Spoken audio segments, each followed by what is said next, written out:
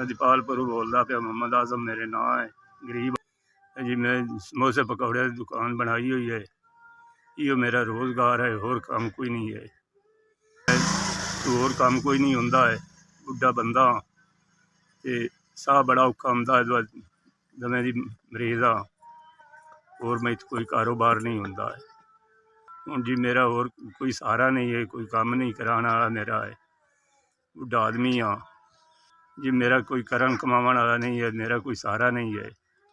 ये समोसे पकौड़े की दुकान बनाई हुई, यो मेरा रोज़गार है, होर कोई कारोबार नहीं मैं इत्थों हो सकता। मेरे बाजू से सट लगी हुई है इत्थे, ते कोई काम नहीं मैं इत्थों बाहर आंदा है। यो मेरा समोसे पकौड़े का रोज़गार है, होर मेरा कोई सहारा नहीं है।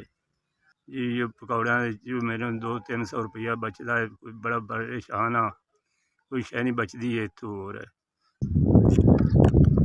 5000 रुपया मिल गया, थोड़ी मेहरबानी, शुक्रिया अदा किया। अल्लाह ताला तेरे माँ प्यो नूं आज करावे, तैनूं करावे, तेरे बच्चों नूं करावे।